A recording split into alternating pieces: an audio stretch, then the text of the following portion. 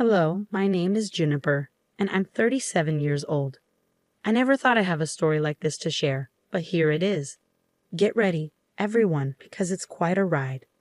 One sunny afternoon, my in-laws, Margaret and Julian, came to our house after a long-awaited vacation. They had always wanted to visit America, and I was happy to have them stay with us. Since they lived in France, we didn't get to see them often. From the times we did spend together at family reunions and chatting online, I thought everything was fine between us. But I was wrong. Without me knowing, my mother-in-law and father-in-law were planning something bad to hurt my daughter and me, and I didn't realize it for a long time. I had no idea their visit would uncover a hidden layer of bitterness and hostility behind their friendly appearance. "How are you?" "I'm good, Grandma." "Hi, Grandpa." "How was your flight?" "It was tiring." "I'm really exhausted. I need a nap." "Not before you have some refreshments first." "Ah, Juniper, you spoil me." "Hello, Mom. Hello, Dad. I'm glad to see you're doing well." "Yes, yes, my son. We made it. Thank God." "Hey, speak English, you two. We want to be part of the conversation, too. This is just your cue to brush up on some French, dear. From this conversation, you'd think we were just a big, happy family." "I thought so, too. But what happened next will make you rethink those overly nice family members you have. You see, if it wasn't clear before, I'm married into a French family, taking on a new culture and language with my husband, Nicholas. While I hadn't become fluent in French, I knew enough to sense when something was wrong. Margaret and Julian always acted warm and loving when Nicholas was around, hiding their true feelings about me and my daughter, Ashley. I began to see their true colors when my husband went to work. As a housewife, I spent most of my days at home, taking care of our household and family. With my in-laws visiting, I made sure to be home so we could catch up. Ashley had just finished her freshman year of university and was home for the summer, so she and I finally had time to spend with our relatives. I hoped for a joyful and harmonious time together, filled with games, laughter, and truly getting to know each other better. At first, everything seemed fine. But as the days went by, I noticed a strange pattern. My in-laws started speaking exclusively in French, deliberately excluding Ashley and me. We tried to be polite and didn't say anything out of respect. One day, Ashley asked, "Mom, why are they always talking in French now?" "Oh, sweetheart, it's okay. That's the language they're most comfortable with, so we need to be understanding." "I get that, but it's happening all the time now. I thought we'd get to hang out with them and have a great time together." "We will, sweetie, we will. Let's just give them time to adjust to America. It must be a lot for them to handle, okay? It'll get better. I know it will." So Ashley and I dismissed it as just a harmless quirk. But as days turned into weeks and their conversations grew harsh whenever I entered the room, my suspicions deepened. It became clear they were intentionally isolating us, keeping secrets within their private French exchanges. Ashley grew more and more curious about their behavior, feeling hurt because she really wanted to connect with her cool French grandparents, but they were making it very difficult. In an attempt to bring us closer together and bridge the gap that was forming, one day I proposed we play a game. The rules are simple. We'll go around telling each other 2 truths and 1 lie, and the rest of us will guess which one is the lie. Oh, that sounds fun, and it would be a good way to get to know each other. To our surprise, both Margaret and Julian didn't seem excited about the game. They looked bored and slightly irritated, sensing their discomfort and trying to be a good host. I decided to scrap the idea and ask them what they would like to do instead. "I would like to drink some tea and chat with my husband." "Oh, okay. Is it okay if Mom and I join?" "No." His outburst shocked us, but he quickly recovered. "I mean no, my dear. We just would like to enjoy a quiet afternoon." "Okay, we understand. We're older, and these kinds of games may not be our thing. But you two never talk to us. You're always speaking in French. How dare you talk to us like this? So disrespectful. Were you raised on a farm? How dare you speak to my daughter this way? She's just a kid. She wants to hang out with you guys, but you're making it difficult. How can you say something so mean?" "Whatever. Let's go, Julian." Julian and Margaret stood up from the table, speaking loudly in French, not bothering to hide their words. I couldn't understand exactly what they were saying, but from their tone and body language, it was clear they were talking about us. And it wasn't nice. I felt too embarrassed to tell Nicholas when he came home that evening. I was afraid he would notice the tension at dinner. To our surprise, both Margaret and Julian were suddenly very nice to us, as if nothing had happened earlier. We were chatting as if we were one big happy family, but Ashley and I couldn't shake off the feeling that something wasn't right. Days later, fueled by curiosity and feeling betrayed, I decided to take action. While Margaret and Julian chatted in the living room, I discreetly reached for my phone and hit record. With shaking hands, I captured their voices and words, hoping to uncover the truth hidden in their secret conversations. After successfully recording their voices, I gained confidence.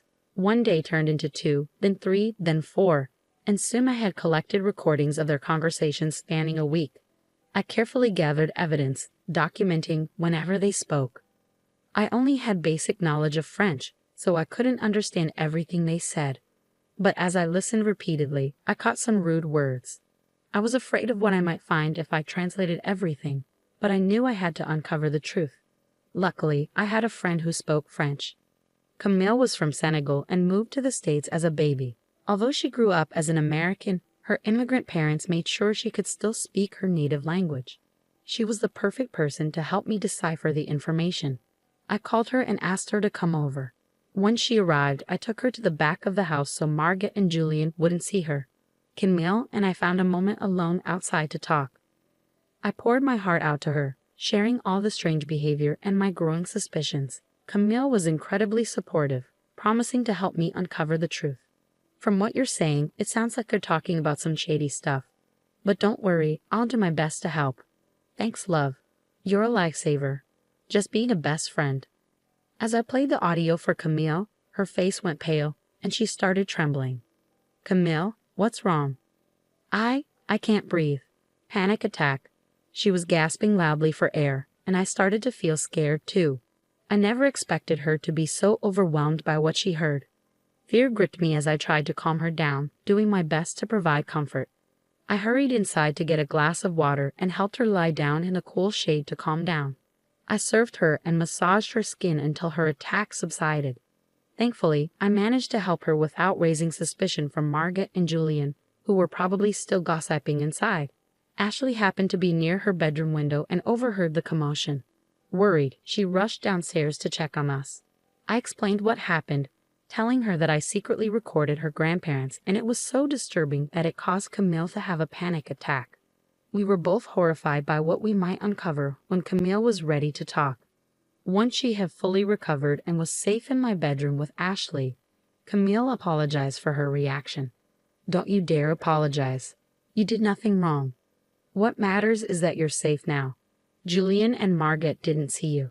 They're outside in the front lawn, so Ashley and I managed to bring you upstairs. You really scared us, Camille, but I'm relieved you're okay. I probably should have warned you about my panic and anxiety attacks, but I wasn't expecting to hear such awful information. Tell us, Camille, what were they saying? Camille took a deep breath and a sip of water before relaying what she heard on the recordings. Juniper, Ashley, there's no easy way to say this. It seems Margaret and Julian want to. They want to sell Ashley on the black market to some really awful people. Both Ashley's and my jaws dropped. We were shocked. What on earth? That's not all. They said they wanted to sell you to Juniper. They plan to fake your deaths in a car accident and make it look like your body's burned up in flames so there's no evidence. They thought they'd make a lot of money from Ashley because she's young. I feel sick. They were so cold and heartless about everything, you guys. Like I didn't care at all that they were going to sell you to such twisted people. That's why I had a panic attack. I'd never heard someone talk so openly about such a terrible crime. You can take a break if you need to, both of you. It's a lot to handle. Why are you crying? Aren't you sick, Mom? Of course I am, but right now, I'm just angry. They threatened to hurt you, Ashley, and for that, I will never forgive them. They said more awful things, but I'll spare us the details, at least for now. Camille, Ashley, and I felt extremely scared and sick. We couldn't believe we'd been living with criminals for a month. I was filled with rage. I wanted to confront them, but Camille stopped me. June, I understand you're upset, but you can't go down there and confront them." "What do you mean?" "They threatened my daughter's life." "I know, Juniper. I just don't think it's safe for you to confront them without a plan. You live with these people. Who knows what they might do if they feel threatened?" "You're right. We have an advantage because we know their plans. We can't lose that." "So what's the plan?" "We're getting out of here." "What?" "Yes. Pack your essentials and lock your door, just in case. I'll do the same. Camille, help Ashley while I call Nicholas." "Okay, we'll be back when we're ready." Once they left the room, I couldn't hold back my tears. I felt so overwhelmed by everything I had heard, but I was relieved to know the truth, even if it was painful. I called Nicholas and told him everything. I explained how his parents had been treating us, the rude outburst towards Ashley, and the recordings with Camille's translations. "I'm sure you'll understand what they mean." Camille didn't give all the details, but enough to know we're not safe here. "I'm taking Ashley to Camille's house after I finish packing, but I had to tell you everything. I know it's a lot to take in." "Yeah, that's a lot. I'm sorry I didn't tell you sooner about the other stuff. I thought I could handle it. I didn't want to upset you. Let me listen to the audio, okay?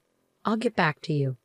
We ended the call, and I continued packing, keeping an eye on the window to see if Margaret and Julian were still outside. When I finished packing, Camille and Ashley returned to my room. Just then, I received a call from Nicholas. He sounded extremely upset. Who wouldn't be after finding out their parents were criminals? He said we needed to leave immediately and that he'd meet us at Camille's place. We quietly got into the car parked in the garage and drove off. Margaret and Julian saw us leaving and called me, but I ignored the phone. Once we arrived at Camille's house, I called the police and directed them to Margaret and Julian's house. 30 minutes later, Nicholas arrived at Camille's place. We hugged and cried for a while Camille updated us on the police raid. The police had arrested Margaret and Julian. Nicholas explained that before coming to Camille's, he had stopped at the police station to give them the evidence I had sent digitally. With the evidence, it was easier for the police to handle the case. Although we weren't there to see it, I'm sure Margaret and Julian were shocked as the police stormed into our home. They were swiftly arrested due to the serious crimes they were accused of. The once proud couple now stood exposed as the criminals they truly were. News of their arrest quickly spread throughout the community, causing shock and disbelief among our acquaintances and neighbors. It was surreal to experience such a dramatic event in our ordinary lives. The revelation of their involvement in human trafficking shocked the town, destroying the image of respectability they had carefully crafted over the years. The legal proceedings were difficult, but the evidence I gathered helped build a strong case against them. Their actions were exposed in court, leaving no doubt about their guilt. The jury, horrified by their crimes, unanimously found them guilty on multiple charges related to human trafficking and conspiracy. As the judge delivered the verdict, there was a sense of relief and satisfaction in the courtroom.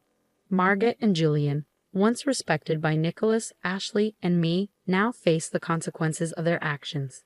They were sentenced to long prison terms and would also face trial in France, where laws regarding such crimes are stricter. This meant we wouldn't see them for a long time, and given their ages, they would likely spend the rest of their lives behind bars. They were considered a serious threat to our family, and their sentences ensured they would be kept away from society. Good riddance. Their arrest and conviction made national news, serving as a warning to others who thought they could commit such crimes without consequences. It was a victory for justice and a reminder that everyone is accountable under the law. While the legal process dealt with their crimes, Ashley, Nicholas, and I focused on healing and rebuilding our lives. The betrayal by Margaret and Julian left lasting scars, especially for Nicholas. But we stood together, supporting each other as we navigated the aftermath of their arrest and worked to overcome the trauma we had endured. Our bond grew stronger through it all. Ashley, how are you feeling these days? You've shown incredible strength through everything, I asked, breaking the heavy silence that filled the room.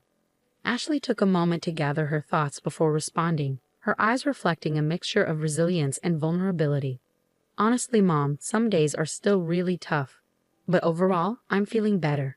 Therapy has helped a lot, and expressing myself through art has been therapeutic.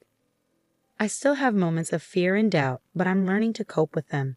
Nicholas reached out, gently squeezing Ashley's hand in support. We're so proud of you, Ashley. You've handled this with such courage and grace. Remember, we're always here for you, no matter what. I nodded in agreement, feeling a swell of pride and love for my daughter. Yes, Ashley, we're here to support you every step of the way. We've come a long way, but there's still healing to be done. Let's continue to lean on each other and move forward together. With renewed determination and a shared sense of resilience, we embraced the challenges ahead, knowing that as a family, we could overcome anything. It hasn't been easy, Mom, but I'm making progress. Art has become my safe place, a way to express and let go of the pain, and therapy is helping me see things differently and trust again. We're so proud of you, Ashley. Your strength inspires us every day. We're here for you always. That's right, sweetheart. We're in this together, supporting and lifting each other up as we move forward. We've come a long way, and our future looks brighter. Thank you both. I don't know where I'd be without your love and support. We've faced challenges, but we've grown stronger. Now we have the chance to take back our lives and make a positive difference. Absolutely, my love. We've faced the darkest of times, but we've emerged stronger than ever. We won't let others' actions define us. Together, we'll build a future full of love, happiness, and fulfillment. We're a family, unbreakable. We've proven that. Let's keep supporting each other, healing, and building the life we deserve. We're stronger than ever, and we'll embrace every opportunity. The conversation was filled with a mix of emotions, from past pain to hopeful anticipation. As we continued our journey, we found comfort in each other, knowing we could overcome anything together and create a life of love and joy.